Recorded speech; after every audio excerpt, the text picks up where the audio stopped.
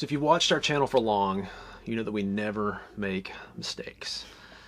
but I've done some research. I found a channel with somebody who looks just like us. They've made all kinds of mistakes. I've grabbed that B footage just for you guys. There was someone walking behind us for quite some time. And finally, I told Marissa we need to speed up and get away from this guy. So we sped up and got away from him. Once we sped up and got away from him, I looked at her backpack and saw what this guy had seen and why he was following us. Marissa was baiting this guy with her wallet. I forgot to zip my backpack up and my wallet was hanging out. I thought we were being paranoid that we were being followed, but I'm pretty sure we were being followed. I'm very sure we're being followed. We're probably being followed by multiple people. We just only saw this one guy. He just wasn't being very incognito. Now that I've driven here, I would 100% be okay with looking for a site based on pictures or Google Earth. We've seen probably 20, 30 sites I know that we could have got our rig into. There's probably way more than that here. Look at that site.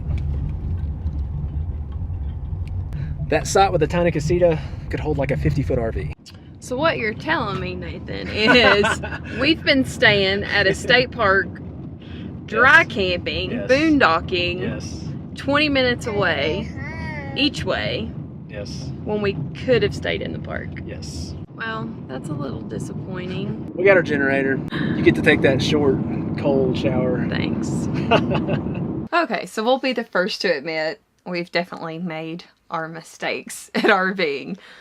We like to call them learning experiences. Yeah, learning experiences. That's better. That was too long of a title. So. Yeah. One of our first learning experiences of RVing would be having a vacation mindset. It's very difficult when you've dreamed of living in an RV and you have all these expectations and you hit the road, and it's just natural to feel like you're on a vacation when you first start RVing. Everywhere we went, we had to do everything that the area offered. We had to eat at every restaurant that I had put on my list, and that gets really expensive when you have this vacation mindset. And it took us a while to get to that point where we had to be okay with if we didn't get to see every single thing that there was to do in the area. We didn't get to eat at every special place that there was to eat at, because this is our life and it's a lifestyle and it's not a vacation.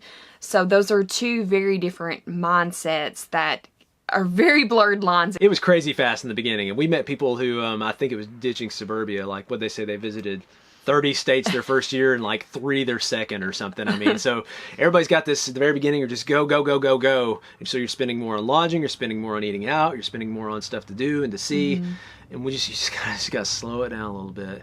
Another thing that helped me too was we'll be back. I think in the beginning I was like, we may never be back here. And so I felt like we had to do every little thing. But now I just tell myself it's a reason to come back. And so when we were in a house and we go on vacation, like, you know that, well, we may just have the weekend to do this, or we may just have this specific Labor Day, holiday, or, so but when you're RVing, you're specifically trying to avoid those things.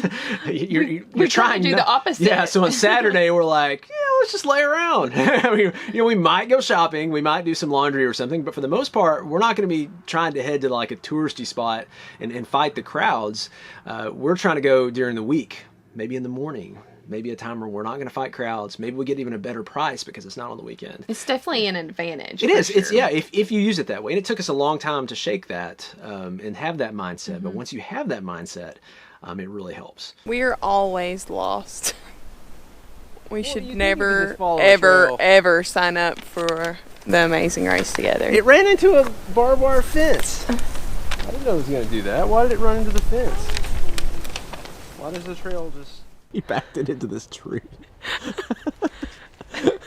Hey, babe, you talk like there was 2 narrow trees when you came in and explained it to me, and yeah, we'll call it a rookie mistake. I seriously just ran into that.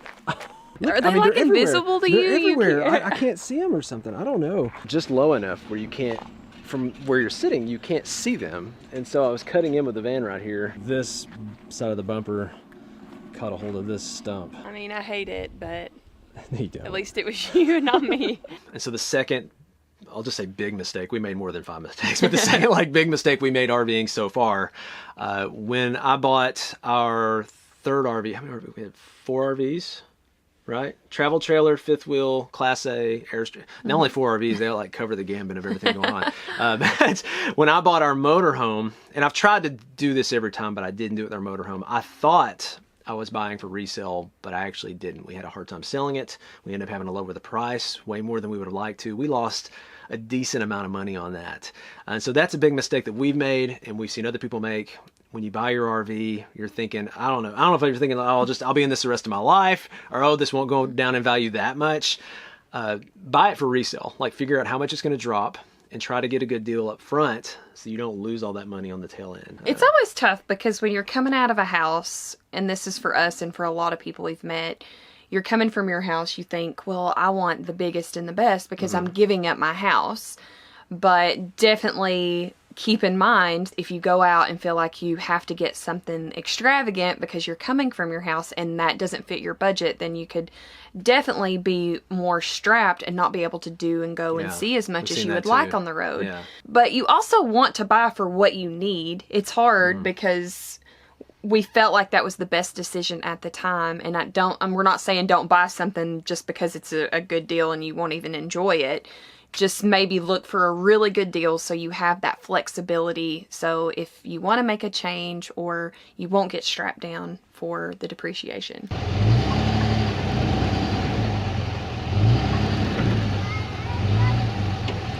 We did it! So I debated on whether or not to even show this because I'm an idiot by doing this. But to my defense, the day that I set up this sewer pipe, we moved the Class A, the Airstream. I was exhausted. I meant to come out here and straighten it out, and I didn't. And so when you don't straighten out your sewer pipe, it freezes.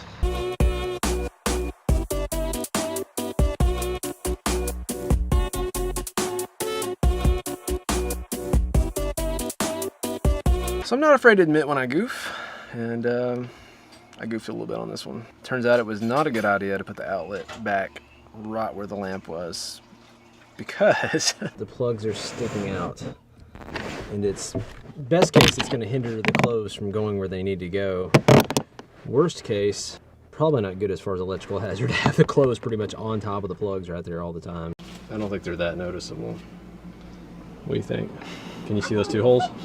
If your eyes are closed, no. Why wouldn't we have had it in the back corner anyway? That's a good point. I appreciate that.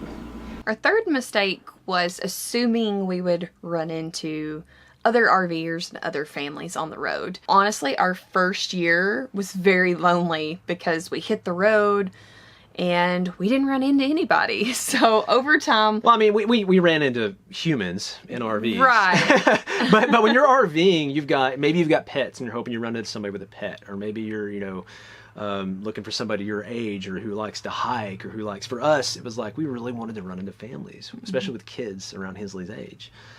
That wasn't as easy as we thought it would be. It didn't happen naturally. So we learned a few things after that first year. We attended our first rally. We found Full-Time Families, which was a group that had lots of families with kids on the road that were traveling. That changed everything for us. We kind of got out of our comfort zone a little bit. We tried something new, and it really paid off. Don't be afraid to seek out those relationships. Attend rallies, events. There's some that are RV specific or age specific, and it's just a really scary thing in the beginning if you're like us and we're more on the introvert side. So we definitely had to step out of our box and meet people, and it was really rewarding, and we have met some awesome friends along the way, and we're so glad that we took that leap and put ourselves out there. Even if you're introverted and you might think, well, I don't need those relationships, like it's good. And over time we've developed deeper relationships, which is what as introverts we're craving, because we run into the same people over and over. You have to start somewhere. Just be proactive, and it's worked out pretty well. That was a big mistake early on.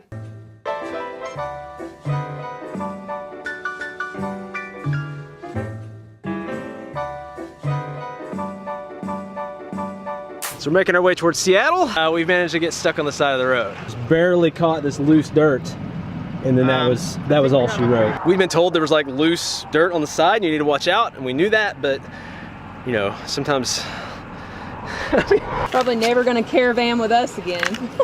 This is why you caravan, though.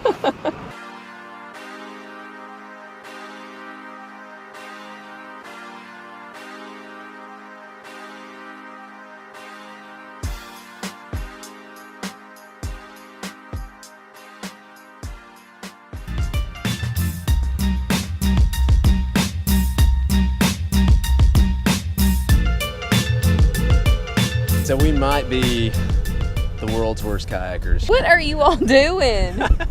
So apparently when I stepped in the boat, I brought a little bit of mud in. And Hensley's made the most of it. So it got super shallow. Nathan's having to pull us out.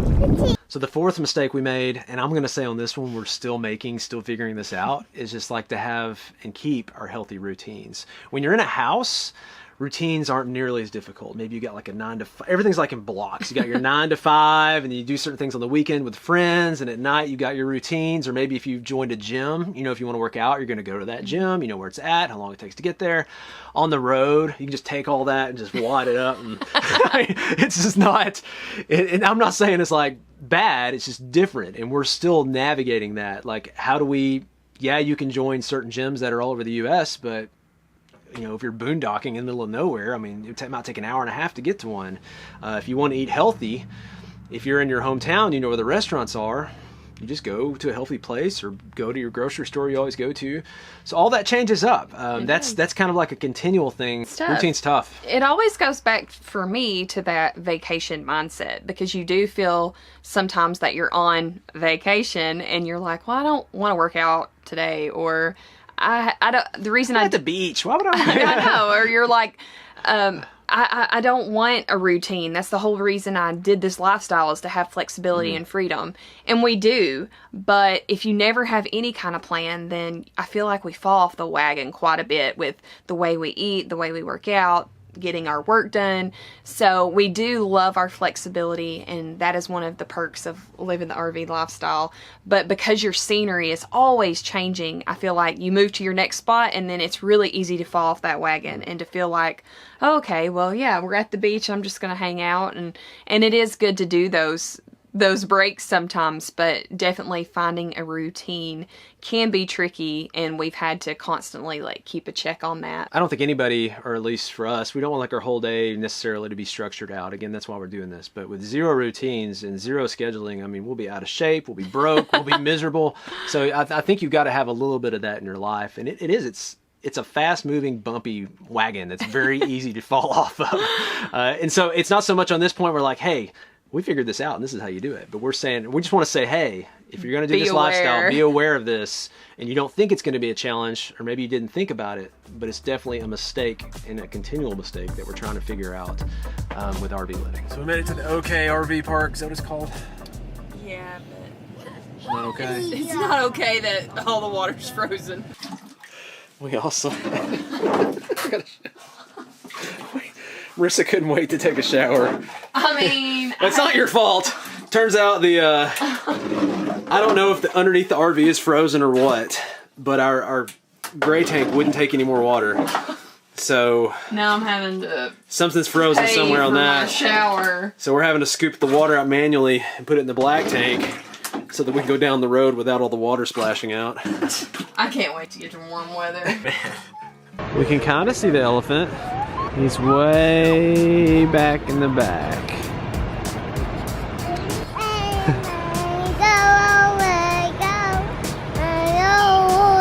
This is where the rhino would have been. See the zebras? So do's and don'ts for the zoo. Do try to come during the week if you can. The crowd's going to be smaller. Do come early in the morning. It's going to be smaller. However, don't come when it's raining. Don't come when it's cold. And don't come when it's windy. And definitely don't come when it's rainy, cold and windy. Come here, bear. Here, bear. Our fifth mistake, one that we really regret, is that we didn't document our journey from the beginning. we were super scared and we didn't know what we were doing. And it's tough because the last thing you want to do when you're not sure what you're doing at all is put a camera in your face and film it. But we really regret that we didn't document from the very beginning, whether that was our downsize, the decisions, the fears, all those things that a lot of people don't document in the beginning, and we wish we would have, so it would be helpful to other people and we would have that for us and our family, because that's definitely where you're going to make a lot of your mistakes and a lot of your growth. And if we could go back, we definitely would have documented our breakdowns and decisions and fears and all those things to be helpful for other people. And we're not saying like you need to start a YouTube channel right from the beginning. It's not even that. Like just take some pictures, write some blog posts, like really share what you're going through, what you're feeling for your family, for your friends, not even necessarily to make money with social media or anything like that. I think we were so overwhelmed with the lifestyle because we never RV'd before, that was the last thing we wanted to do, was be spending extra effort and extra time trying to say, well, how can we like put this on social media? But we still wish we had more of that. And maybe what we were feeling when we were downsizing in the house and how that's a struggle getting rid of the stuff and the emotions of that. And I think it's good. It's a very healthy thing to do, and it's very helpful for other people as well. We get that question a lot where everybody's like, did you film any of that? And we're like, oh, that's our biggest regret. Like, we wish we would have started from the very beginning. And so there's actually a lot of stuff we've never shown on YouTube that we went through. I mean, our first travel trailer purchase was a nightmare. I mean, like that could be a whole mistake video in itself, probably. When after that, we got the fifth wheel. And learning experience. Our first learning experience. Another learning experience with the fifth wheel we got after that. It broke down on our first shakedown trip.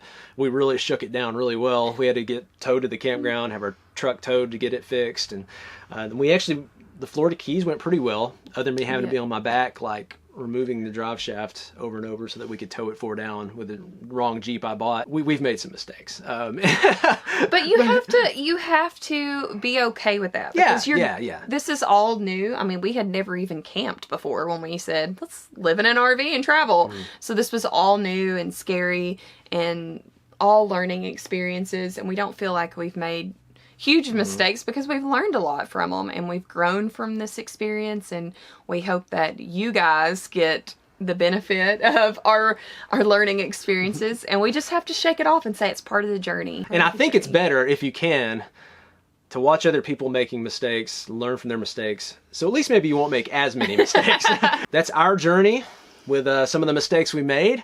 We also document our journey not just on YouTube and social media. We also have a Patreon channel that not only lists like our YouTube videos and stuff, but has tons of exclusive content. Sometimes we don't have our big camera out and have an official vlogging day, so we'll just have our iPhone out. If we see something cool, we share it with our patrons, and we want it to be more of a live, intimate experience is what we're going for on Patreon. More information. Yeah. So if you want to check that out, lessjunkmorejourney.com/Patreon. Hope you found this video helpful. Hope so. Those are our mistakes. That's our journey. Until next time, catch you guys later. All right, first pose. I'll do this again. Okay, let's do it again. You want to do the head on the shoulder?